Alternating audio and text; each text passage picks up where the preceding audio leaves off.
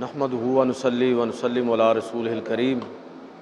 اما بعد فاعوذ باللہ من الشیطان الرجیم بسم اللہ الرحمن الرحیم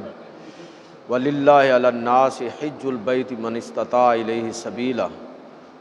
صدق اللہ مولانا العظیم وصدق رسولہ النبی الکریم الامین ونحن علی ذالک من الشاہدین والشاکرین والحمد للہ رب العالمین۔ واجب الاحترام سامعین و حاضرین، اللہ کے فضل اور توفیق سے موسم حج کی مناسبت سے آج کے خطبہ جمعۃ المبارک میں چند باتیں عرض کروں گا۔ چونکہ یہ ایام حج ہیں، حج کی تربیتیں چل رہی ہیں اور مناسک حج کا تذکرہ جاری ہے، آج میں بھی اسی مناسبت سے چند باتیں آپ کی خدمت میں عرض کروں۔ حج اسلام کے جو 5 بنیادی رکن ہیں جن کے بارے میں حضور نے فرمایا کہ بنی الاسلام علی 5 شہادہ، کہ اسلام کی بنیاد 5 گواہیوں پر رکھی گئی ہے: توحید، رسالت،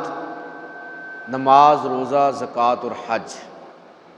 تو ان میں سے یعنی اسلام کا جو نظام عبادت ہے اس میں ایک بڑی اہم عبادت جو ہے وہ حج ہے۔ آج کی گفتگو ان احباب کے لیے بھی کہ جو سفر حج پر روانہ ہو رہے ہیں، اور ان کے لیے بھی کہ جو یہاں پر موجود ہیں، حج کے لیے نہیں جا رہے لیکن حج کے ماحول میں، موسم حج کے تصورات میں اپنی روحانی تربیت کرنا چاہتے ہیں، تو ان کے لیے بھی آج کی گفتگو اس حوالے سے بڑی اہم ہے کہ یہ جاننا بڑا ضروری ہے کہ اصل میں حج کیا ہے۔ بہت سارے لوگ ایسے آپ کو ملیں گے انہوں نے حج نہیں کیے ہوئے، لیکن حج نہ کرنے کے باوجود بھی وہ حج کرنے والوں سے آگے ہیں روحانی طور پر، اس لیے کہ انہوں نے یہاں رہ کے حج کی حقیقت کو سمجھا اور اس پر عمل پیرا ہو گئے۔ اور کتنے لوگ ہیں کہ جنہوں نے بارہا حج کیے لیکن حج کے جو روحانی اثرات تھے وہ ان کی زندگی پر اس طرح ہمیں نظر نہیں آتے۔ اس لیے حج کرنا تو اللہ کی توفیق کے ساتھ ہے، لیکن حج کے تصور کے اندر زندہ رہنا اور مناسک حج کی روحانی حقیقتوں کو سمجھنا، یہ تو ہمارے لیے یہاں بھی ممکن ہے، اور وہاں تو بہرحال اس کی گنجائش بہت زیادہ ہے اور اس کے فوائد و ثمرات کھل کے ہمارے سامنے آتے ہیں۔ تو حج ہر مسلمان پر جو اس کی طاقت اور استطاعت رکھتا ہے لازم اور فرض ہے۔ اللہ رب العزت نے، اگر آپ غور کریں تو اللہ رب العزت نے حج کو تمام عبادتوں کا جامع اور مجموعہ بنایا ہے کہ جتنی عبادتیں ہیں، جس میں نماز ہے، زکوٰۃ ہے، روزہ ہے، وہ ساری کی ساری عبادتیں اگر آپ دیکھیں تو من وجہ وہ ساری کی ساری عبادتیں آپ کو حج کی عبادت میں ایک جگہ جمع نظر آئیں گی۔ مثال کے طور پر دیکھیں کہ نماز، ہم دن میں 5 دفعہ نماز پڑھتے ہیں، پورا سال نمازوں میں ہمارا رخ بیت اللہ شریف کی طرف ہوتا ہے۔ تو گویا کہ حج کے سفر پر روانہ ہونے والا شخص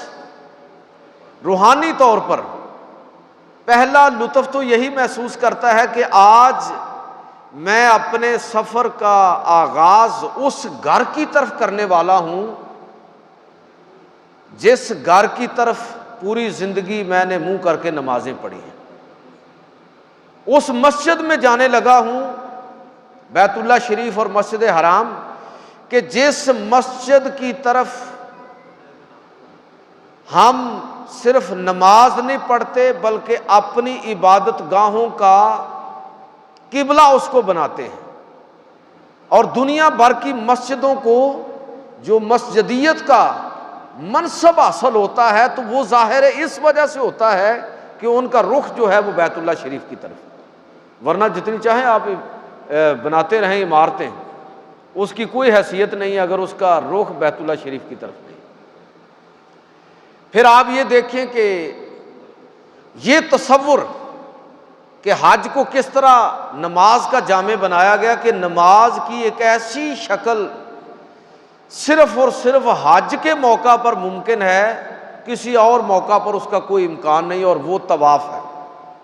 کہ جب کوئی شخص طواف کرتا ہے، بیت اللہ شریف کے ارد گرد طواف کر رہا ہوتا ہے، تو یہ طواف ایسی عبادت ہے، یہ اصل میں نماز ہے، ایسی نماز ہے کہ جس نماز کو فرشتوں کی نماز کے مشابہ سمجھنا چاہیے کہ بیت اللہ شریف کے اوپر آسمان پر، آسمان دنیا پر بیت المعمور، اور بیت المعمور سے اوپر اللہ تعالیٰ کا عرش۔ اگر کوئی آدمی اس تصور کے ساتھ بیت اللہ شریف کا طواف کر رہا ہے کہ میں اس وقت بیت المعمور اور عرش الہی کے عین نیچے محو عبادت ہوں، یہ روحانی طور پر اگر کوئی شخص یہ چیز اپنے ذہن میں لے کر طواف کی عبادت کے اندر مشغول ہے، تو آپ ذرا تصور کریں کہ واقعتاً ہی پھر روحانی طور پر اس شخص کی کیفیت اور حالت کیا ہوگی، کیوں نہ اس پر کیف طاری ہو، کیوں نہ وہ وجد کے اندر آ جائے کہ جب وہ چشم تصور میں یہ دیکھ رہا ہے کہ میں عین بیت المعمور کے نیچے اور عرش الہی کے نیچے اللہ تعالیٰ کے دنیا پر اس گھر کا طواف کر رہا ہوں، تو گویا کہ مسلسل رب کریم کے انوار و تجلیات کے جرمٹ کے اندر، اللہ رب العزت کی رحمتوں کی برسات کے اندر وہ بیت اللہ شریف کے طواف کے اندر مشغول ہے۔ یہ ایسی عبادت ہے نماز، طواف کی صورت میں جو نماز ہے، کہ یہ عبادت کسی اور جگہ ممکن ہی نہیں ہے۔ نماز کی یہ ایسی شکل ہے، مجھ سے بسا اوقات دوست پوچھتے ہیں جی ہم جا رہے ہیں تو آپ ہماری رہنمائی کر دیں کہ وہاں پر کون سے ذکر اذکار خاص طور پر ہم بجا لائیں۔ تو میں دوستوں سے یہی کہا کرتا ہوں کہ جب آپ بیت اللہ شریف میں جائیں، حرم پاک میں، تو آپ طواف کو ترجیح دیں، جس درجے ممکن ہے آپ طواف کریں، اس لیے کہ طواف وہ عبادت ہے کہ پوری دنیا میں آپ کسی اور جگہ طواف نہیں کر سکتے۔ آپ واپس آ کے نماز پڑھ لیں گے، نوافل پڑھ لیں گے، ذکر اذکار کر لیں گے، تلاوت کر لیں گے، لیکن طواف کی سہولت کسی جگہ نہیں ہے۔ تو لہٰذا وہاں پر جب آپ بیت اللہ شریف کے اندر ہوں تو جس قدر ممکن ہو باقی عبادات کو مؤخر کر کے، تلاوت کو، نوافل کو، ذکر اذکار کو، تو آپ زیادہ وقت طواف کو دیں، اس لیے کہ یہ موقع آپ کو کسی اور جگہ نہیں ملے گا۔ اور اگر آپ مسجد نبوی میں جائیں تو کثرت سے درود پڑھیں، اس لیے کہ سامنے رسول اللہ صلی اللہ علیہ وسلم کا روضہ اطہر ہے، آپ کی قبر انور ہے، آپ براہ راست اللہ کے نبی صلی اللہ علیہ وسلم کو مخاطب کر کے کہہ سکتے ہیں کہ الصلاۃ والسلام علیک یا رسول اللہ وعلی آلک واصحابک وسلم یا حبیب اللہ، الصلاۃ والسلام علیک یا نبی اللہ یا حبیب اللہ یا رسول اللہ۔ آپ وہاں پر کثرت کے ساتھ درود پڑھیں، اس لیے کہ اس انداز میں درود پڑھنے کا موقع اور کہیں نہیں آپ کو ملے گا۔ تو میرا کہنے کا مطلب یہ ہے کہ حج وہ عبادت ہے کہ جس میں اللہ تعالیٰ نے ساری باقی باتوں کو جمع کر دیا ہے، کہ جس طرح کہ میں نے عرض کیا کہ نماز، حج کے اندر نماز شامل ہے، اور نماز کی ایک ایسی شکل جس کو میں طواف کہہ رہا ہوں کہ جو کسی اور جگہ ممکن ہی نہیں ہے۔ تو ان معنوں میں آپ کہہ لیجئے کہ حج یہ نماز کی عبادت حج کی عبادت میں شامل ہے۔ اسی طرح آپ دیکھیں کہ زکوٰۃ کی عبادت، کہ اللہ کی راہ میں خرچ کرنا، یہ بہت بڑی عبادت اور بہت بڑی سعادت ہے۔ زکوٰۃ کی صورت میں، صدقات کی صورت کے اندر، نفل صدقے کی صورت کے اندر بہت بڑی عبادت ہے۔ لیکن یہ انفاق فی سبیل اللہ حج میں بھی شامل ہے۔ یعنی اس کا مطلب یہ ہے کہ حج کرنے والا نماز میں بھی ہے، اور نماز کی ایسی صورتوں سے بھی وہ آشنا ہوتا ہے جو عام حالات میں ممکن نہیں ہے۔ اور حج کرنے والا زکوٰۃ بھی ادا کر رہا ہے، انفاق فی سبیل اللہ بھی کر رہا ہے، اور اپنے تمام مادی اور مالی مفادات سے دستبردار ہو کر سارے کاروبار بند کر کے زیادہ راہ لے کر اللہ کے رستے میں نکل رہا ہے، لوگوں پر خرچ کر رہا ہے۔ تو ان معنوں میں حج زکوٰۃ بھی ہے۔ اور حج جو ہے وہ روزوں کی عبادت کا جو ایک اثر ہے اور جو کیفیت ہے، اور عملی طور پر بھی وہ رنگ آپ کو حج کے اندر روزوں کا رنگ بھی نظر آئے گا، کہ جب کوئی شخص 8 ذو الحج کو احرام باندھ لیتا ہے اور 13 کی ذو الحج تک جن پابندیوں سے وہ گزرتا ہے، وہ کئی دفعہ تو ایسی پابندیاں ہیں کہ جو روزے میں بھی شاید کسی جگہ کو موقع یا نرمی پیدا ہو جائے، لیکن ان ایام میں وہ پابندیاں روزے سے بھی بڑھ کر سخت ہوتی ہیں۔ تو ان معنوں میں آپ کہہ لیجئے کہ روزے کے اندر، روزے کی جو کیفیت ہے، حج کے اندر آدمی اس کیفیت سے بھی گزرتا ہے۔ تو ان معنوں میں آپ کہہ لیجئے کہ حج جو ہے وہ اس میں نماز بھی ہے، حج کے اندر زکوٰۃ بھی ہے، حج کے اندر روزے کی کیفیات اور جو ایک رنگ ہے وہ بھی آپ کو نظر آئے گا۔ اور اس سے بھی بڑھ کر بعض ایسی عبادات بھی حج کی حالت میں انسان ان عبادتوں سے بھی جزوی طور پر لطف اندوز ہوتا ہے کہ جو عام حالات میں مثلا ہجرت ہے یا جہاد ہے، تو یہ اس طرح تو نہیں ہے کہ ہر حالت میں ہجرت فرض نہیں ہے، ہر حالت میں جہاد فرض نہیں ہے، مخصوص حالات میں۔ لیکن حج کی صورت میں بندہ گویا کہ ہجرت کا جزوی طور پر ہجرت کے اندر ہے، اور اس کی ہجرت حدیث پاک کے مطابق کہ اللہ کے پیغمبر صلی اللہ علیہ وسلم نے ارشاد فرمایا کہ المہاجر من ہاجر ما نہی اللہ عنہ، بخاری شریف کی حدیث ہے۔ حضور نے فرمایا کہ مہاجر وہ شخص ہے جس نے اللہ کی منع کردہ ہر چیز کو چھوڑ دیا۔ تو کس طرح حاجی جو ہے وہ ہر چیز سے دستبردار ہو جاتا ہے، اور اس کی ہجرت جو صحیح معنوں میں وہ شر سے خیر کی طرف، بدی سے نیکی کی طرف، شیطان سے رحمان کی طرف، گناہ سے اللہ کی اطاعت اور بندگی کی طرف اس کی ہجرت حج کی صورت میں کس طرح تبدیل ہوتی ہے، یہ بھی اسی موقع پر ہم دیکھتے ہیں۔ تو میرا کہنے کا مطلب یہ ہے کہ گویا حج ایک طرح کی ہجرت کی عبادت کو بھی اپنے اندر لیے ہوئے ہے، اور پھر اس کے اندر جہاد کا رنگ بھی آپ کو نظر آئے گا کہ بس احرام باندھ لیا ہے، جہاد کا لباس پہن لیا ہے، اب شیطان کو دوڑا رہا ہے وہ منا کی طرف، منا سے عرفات کی طرف، عرفات سے مزدلفہ کی طرف، مزدلفہ سے منا کی طرف، قربانی، رمی جمرات، ایک ایک لمحے میں وقت، موقع اور ہر چیز مخصوص وقت کے اندر ادا کرنا، اور پھر قربانی اور رمی جمرات کی صورت میں شیطان کے خلاف فزیکلی اعلان جنگ۔ ورنہ یہ رمی جمرات کا کیا مطلب ہے بھائی؟ وہاں پر ان 3 ستونوں کو پتھر مارنے کا مطلب کیا ہے؟ اگر یہ چیز ذہن میں نہیں ہے کہ اصل میں یہ پتھر مارنا عبادت کیوں کر بن گیا، اس لیے عبادت بن گیا کہ وہ پتھر مار کے اصل میں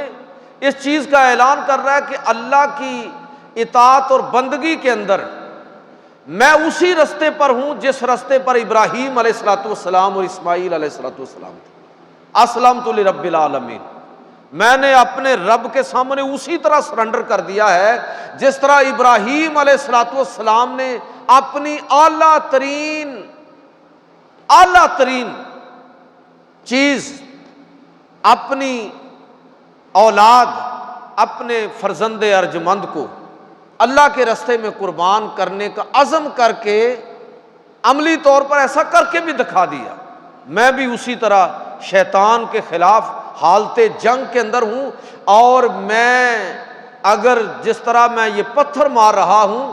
اسی طرح اگر مجھے شیطان کے خلاف اللہ کی اطاعت اور بندگی میں مجھے عملی میدان کے اندر نکلنا پڑے گا تو میں اس کے لیے پوری طرح تیار ہوں۔ تو یہ جتنی بھی حج کے موقع پر جتنے بھی مناسک ہیں، ان پر آپ غور کریں گے تو آپ کو سمجھ آئے گی کہ یہ سارے کے سارے اصل میں حج کو اللہ تعالیٰ نے ایک ایسی عبادت بنایا ہے کہ اس کے اندر نماز کا رنگ بھی ہے، زکوٰۃ کا رنگ بھی ہے، روزوں کا بھی، ہجرت کا بھی، جہاد کا بھی، گویا کہ ایک عبادت کے ساتھ انسان ان ساری عبادتوں کے روحانی فیوز و برکات سے بہرہ مند ہو رہا ہے جو حج کے علاوہ اس کے لیے ممکن نہیں تھے۔ اور پھر آگے بڑھیے کہ حج وہ عبادت ہے کہ خاص طور پر اللہ رب العزت نے بیرونی دنیا سے جو چیزیں انسان پر اثر انداز ہوتی ہیں نا، وہ ساری کی ساری چیزیں اللہ تعالیٰ نے حج میں اس طرح جمع کر دی ہیں اور ان کو اپنا شاعر قرار دیا ہے۔ یہ رمی جمرات ہو، قربانی ہو، منا ہو، عرفات، مزدلفہ، احرام باندھنا، تلبیہ کہنا، صفا اور مروہ کے درمیان سعی کرنا، حجر اسود کی طرف ہاتھ کر کے چوم لینا، حجر اسود کو بوسہ دینا، بیت اللہ شریف کا طواف کرنا، یہ ساری چیزیں، پھر قربانی کرنا، یہ سب کچھ کیا ہے؟ میں ایک بات اکثر احباب سے کہا کرتا ہوں کہ حج کا طریقہ بھی سیکھنا چاہیے، لیکن اس کے ساتھ ساتھ حج کے اندر جتنے اعمال ہیں جن کو اللہ تعالیٰ نے اپنا شاعر قرار دیا ہے، جن کی تعظیم کا حکم دیا ہے، ان کے پیچھے جو چھپی ہوئی روحانی حقیقتیں ہیں ان کو بھی دریافت کرنے کی کوشش کریں گے تو تب اصل میں حج ہوگا۔ اور یہ حج ایسا ہے کہ اگر وہاں پہنچ گئے ویل اینڈ گڈ، اور اگر نہیں پہنچ پائے تو یہاں رہ کے بھی ان روحانی حقیقتوں کا تصور انسان کو حج کیے بغیر بھی حاجی بنا سکتا ہے۔ اللہ تعالیٰ قرآن مجید فرقان حمید کے اندر ارشاد فرماتا ہے وَمَن يُعَظِّمْ شَعَائِرَ اللَّهِ، اور جو اللہ تعالیٰ کے شاعر کی عزت کرتا ہے، احترام کرتا ہے، تعظیم کرتا ہے، فَإِنَّهَا مِن تَقْوَى الْقُلُوبِ، تو اس کا یہ ایسا کرنا یہ اس کے تقوی کی وجہ سے، پرہیزگاری کی وجہ سے، تو وہ شاعر اللہ جن کا احترام لازم ہے، جن کا احترام کرنا یہ دل کے تقوی کی نشانی ہے، وہ شاعر اللہ کیا ہے؟ پہلے تو ہمیں یہ سمجھنا چاہیے کہ شاعر اصل میں کہتے کس کو ہے۔ یہ شاعر جو ہے یہ عربی زبان کا لفظ ہے، شعائر اللہ، اللہ کی نشانیاں، علامات۔ یاد رکھیے کہ حج کے موقع پر وہ شاعر اللہ جن کا میں نے ابھی تذکرہ کیا ہے، عربی زبان میں شاعر کا مطلب ہوتا ہے کہ وہ اشیاء، وہ چیزیں جو کسی نہ کسی روحانی اور معنوی حقیقت کو بیان کرنے کے لیے یا ان کا تصور دلانے کے لیے لوگوں کے سامنے رکھی جاتی ہیں۔ فی نفس ہی وہ مطلوب اور مقصود نہیں ہے، ان کا کرنا لازم ہے، لیکن وہ کرنے کے باوجود مطلوب اور مقصود نہیں ہے۔ مطلوب اور مقصود اس کے پیچھے وہ روحانی حقیقت ہے۔ دیکھیں نا انسان کی نفسیات کیا ہے کہ ان دیکھے خدا کو کوئی ماننے کے لیے تیار نہیں ہے، اسی لیے لوگوں نے بت بنا لیے نا، ان کو پوجنا شروع کر دیا۔ عرب کے لوگ گمراہ ہوئے، ہندوستان کے لوگ گمراہ ہوئے۔ وہ اقبال نے انسانی نفسیات کے اسی پہلو کو بیان کرتے ہوئے فرمایا تھا کہ کبھی اے حقیقت منتظر نظر آ لباس مجاز میں، کہ ہزار سجدے تڑپ رہے ہیں میری جبین نیاز میں، کہ سامنے نظر تو آ، تجھے میں مانوں، تمہیں چوموں، تیری عبادت کروں، تجھے سجدے کروں۔ تو حج کی عبادت کی صورت میں اللہ تعالیٰ نے اس دنیا کے اندر جس قدر ممکن تھا انسانی نفسیات کو حج کی عبادت کے اندر ایڈریس فرمایا، جس درجے ممکن تھا۔ اب وہ جتنے شاعر ہیں ان تمام شاعر اللہ کے پیچھے اگر وہ سارے شاعر اللہ کی حقیقت کو جانتا ہوگا، اگر شاعر اللہ کی تاریخ سے واقف ہوگا، تو وہ چشم تصور میں اللہ رب العزت کی ذات کا، اللہ رب العزت کی صفات کا، رب کریم کے انوار و تجلیات کا عملی طور پر وہاں پر اس کا اظہار دیکھ سکتا ہے، عملی طور پر رب کریم کی رحمتوں کو اپنے قریب محسوس کر سکتا ہے، اگر اس کے پیچھے وہ ساری چیزیں روحانی حقیقتیں اس کے سامنے ہوں گی۔ اگر صحیح معنوں میں حج اور عمرے کے لیے جانے والا شخص یا یہاں بیٹھا ہوا شخص اگر یہ تصور اپنے ذہن میں، اس لیے میں حج پر جانے والے احباب کو اور باقی کو بھی عرض کیا کرتا ہوں کہ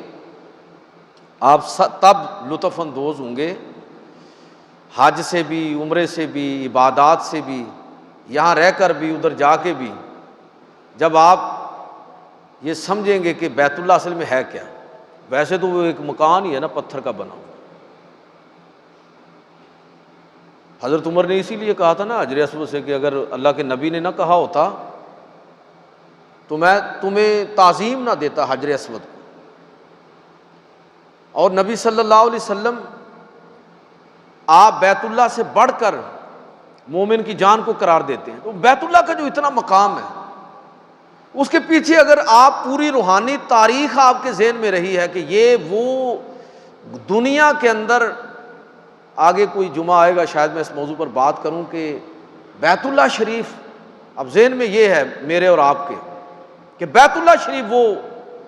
گھر ہے، وہ جگہ ہے کہ جس کو اللہ کے حکم سے فرشتوں نے سب سے پہلے اس کی بنیادیں کھودی تھیں، اور عین بیت المعمور کے نیچے اس کی بنیادیں کھودی ہیں۔ بیت المعمور عرش الہی کے نیچے ہے، عرش الہی کے نیچے بیت المعمور، بیت المعمور کے نیچے بیت اللہ، بیت اللہ کی بنیادیں فرشتوں نے کھودی۔ اللہ کے حکم سے آدم علیہ السلام نے جنتی خیمہ وہاں پر سب سے پہلے نصب کیا۔ ابراہیم علیہ السلام کے دور تک اس کی عمارت بنتی رہی، ٹوٹتی رہی، پھر انہوں نے وہ عمارت قائم فرمائی اور اللہ کے حکم سے لوگوں کے اندر حج کا اعلان کیا، اور پھر حضرت محمد صلی اللہ علیہ وسلم تک پوری تاریخ بیت اللہ شریف کی انسان کے سامنے ہو، اور یہ تصور اس کے ذہن میں ہو جب وہ بیت اللہ شریف کا طواف کر رہا ہو کہ میں اس وقت بیت اللہ کا طواف نہیں کر رہا، اصل میں تو بیت المعمور کے چاروں طرف جو فرشتے اس وقت طواف میں ہیں، میں تو ان کے ساتھ عین اسی جگہ پر عرش الہی کے نیچے بیت المعمور کے نیچے بیت اللہ شریف، میں تو یہاں پر جو طواف کر رہا ہوں، تو یہ اصل میں عین اللہ رب العزت کے انوار و تجلیات کے جھرمٹ کے اندر میں یہ طواف کی عبادت کر رہا ہوں۔ جب یہ تصور انسان کے ذہن میں ہوگا تو پھر صحیح معنوں میں طواف سر جھکائے اللہ رب العزت کے حضور مناجات کے اندر گزرے گا۔ مجھ سے دوست پوچھتے ہیں تو میں کہتا ہوں کہ بھائی یہ کتابوں سے نہ پڑھا کریں، جو آپ کو دعائیں آتی ہیں نا وہ دعائیں کریں۔ اگر آپ عربی میں دعائیں نہیں آتی تو اپنی زبان میں اللہ سے دعائیں مانگیں۔ اگر آپ کتاب سے پڑھ کر دعائیں کریں گے تو ہو سکتا ہے آپ کی توجہ ادھر ادھر ہو جائے۔ آپ یہ ذہن بنا کے طواف کریں کہ میں تو اس وقت عین اللہ تعالیٰ کے عرش اور بیت المعمور کے نیچے ہوں، اور اللہ تعالیٰ کے انوار و تجلیات کے جھرمٹ کے نیچے ہوں۔ اب آپ ذرا سوچیں کہ اگر یہ چیز انسان کے ذہن میں ہو تو وہ کیا وجد کے اندر نہیں آئے گا؟ روحانی طور پر اس کی حالت اور کیفیت کیا ہوگی؟ تو لازم ہے کہ جو بیت اللہ شریف کے اندر ایک ایک شاعر اللہ میں سے ایک ایک شاعر ہے، اس کی روحانی حقیقت کو پہلے سمجھے۔ بیت اللہ شریف میں جب وہ حجر اسود کی طرف ہاتھ اٹھا کے یا ہاتھ ملا کے بوسہ لیتا ہے اور ذہن میں یہ ہے کہ جنتی پتھر ہے، اس کے ساتھ ہاتھ کا چھونا اللہ کے ساتھ مصافحہ ہے، پھر اس کو سمجھ آ جائے گی کہ یار اللہ تعالیٰ سے جو مصافحہ کرنا ہے تو یہ بدتمیزی کے ساتھ تو نہیں ہونا چاہیے۔ اگر موقع مل جائے ٹھیک ہے، نہیں تو دور سے بھی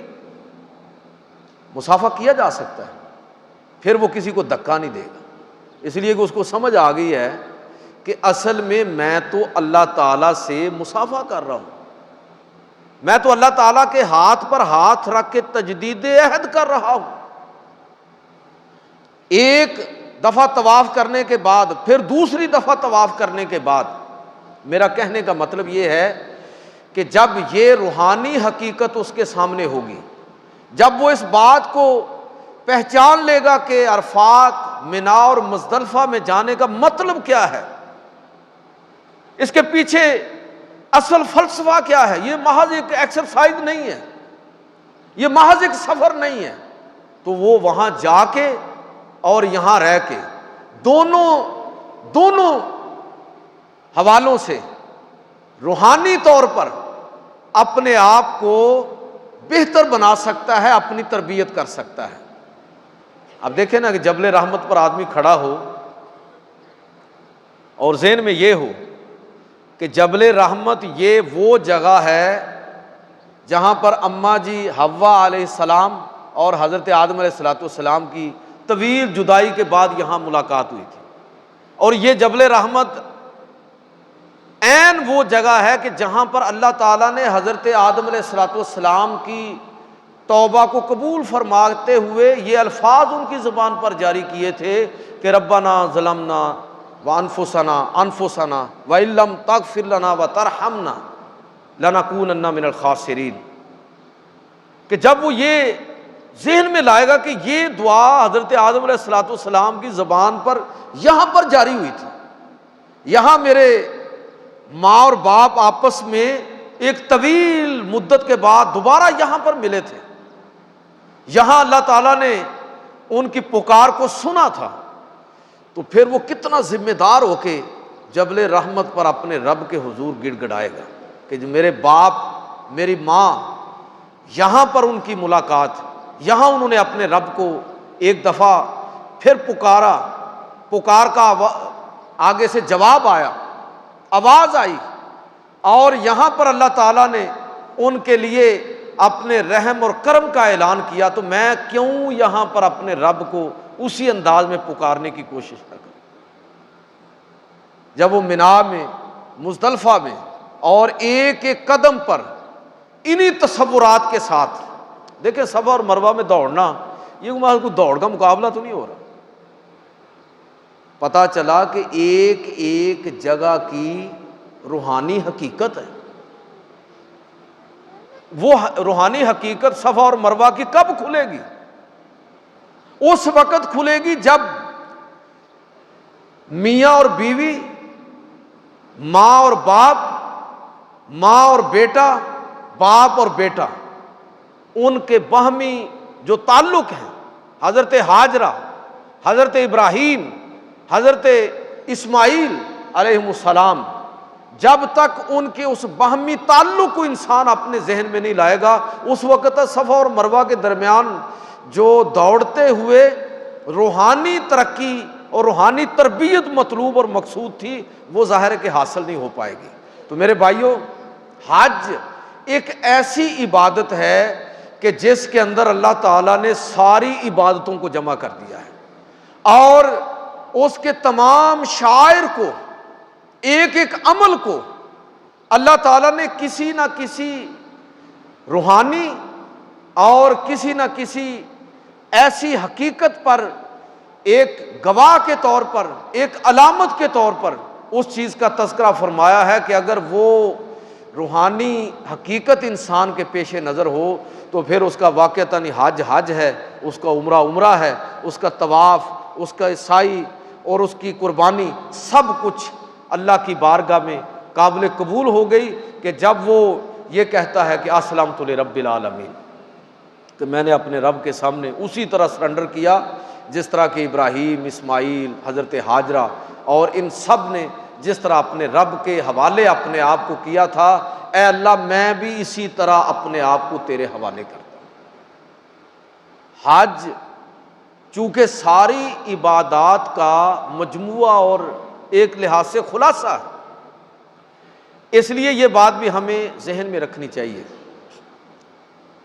کہ بعض روحانی مرض ایسے ہیں کہ نماز کے ذریعے ان کا علاج ہوتا ہے۔ ہر کسی کے سامنے سجدہ نہیں کرنا، اللہ کے سامنے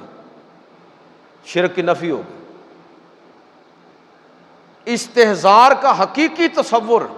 روزے کی صورت میں کھل کے سامنے آتا ہے کہ ایک لمحہ بھی مومن یہ نہ سوچے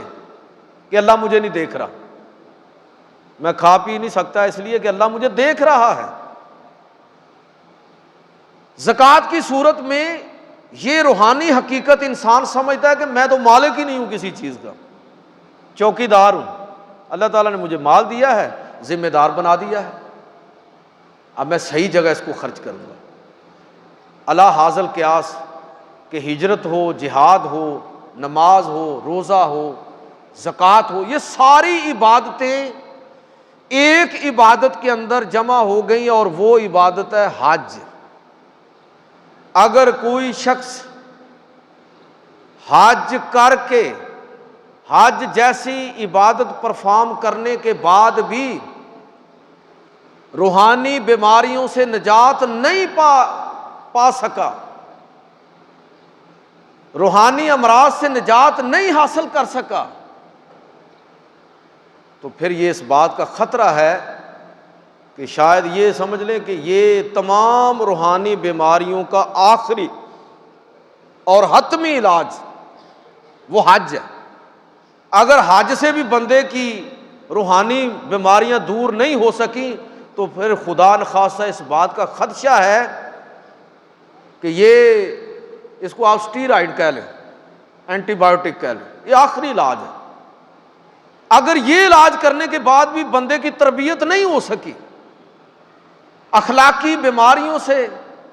روحانی امراض سے نجات نہیں پا سکا، تو پھر خدشہ ہے کہ شاید پھر اس کی امراض لا علاج ہو جائے، پھر شاید ممکن ہے کہ اب کوئی بھی علاج اس کے لیے کارگر ثابت نہ ہو سکے۔ اسی لیے حضور سید عالم صلی اللہ علیہ وسلم نے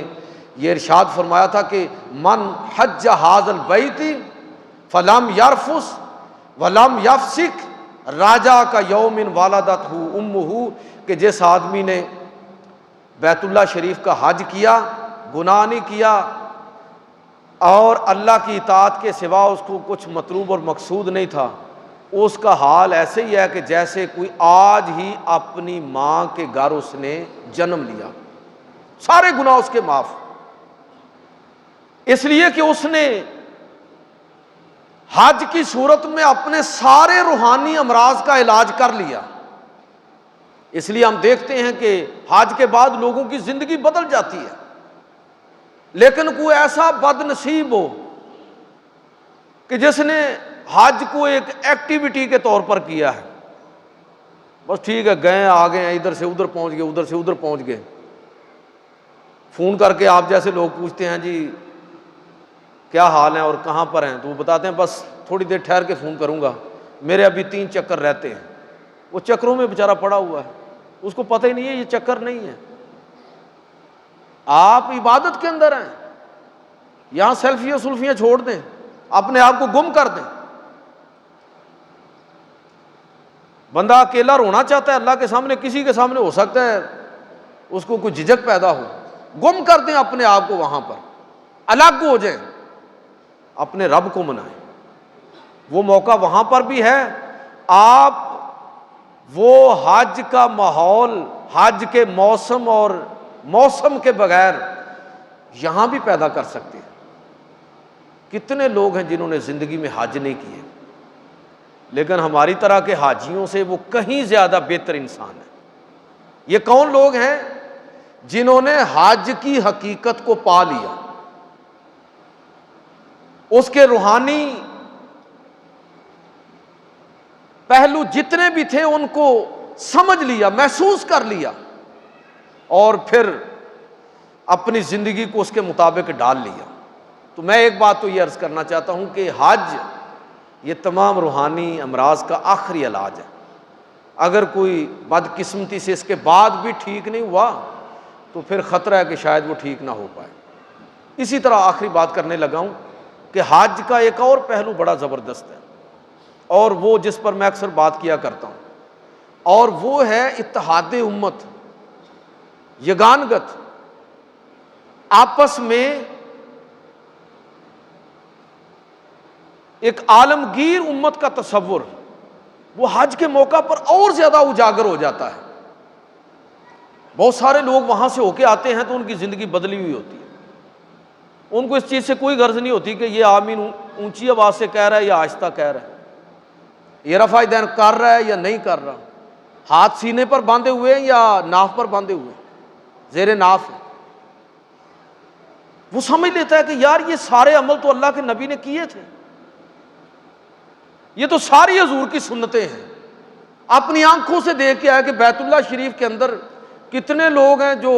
کوئی رفع دین کرتا ہے، کوئی نہیں کرتا، کوئی اونچی آواز سے آمین کہتا ہے، کوئی آہستہ کہتا ہے، کوئی جنازہ ہم 2 طرف سلام پھیر کے جنازہ ادھر ایک طرف پھیرتے ہیں، حنابلہ کے نزدیک، مالکیہ کے نزدیک،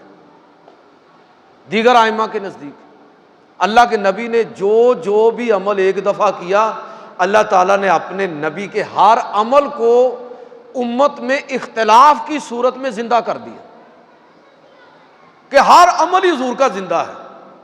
اگر سارے لوگ رفع دین کرنے لگے، سارے لوگ آمین آہستہ کہنے لگے، سارے لوگ جنازے کا ایک ہی طریقہ اختیار کر لیں اور باقی طریقے فوت ہو جائیں گے،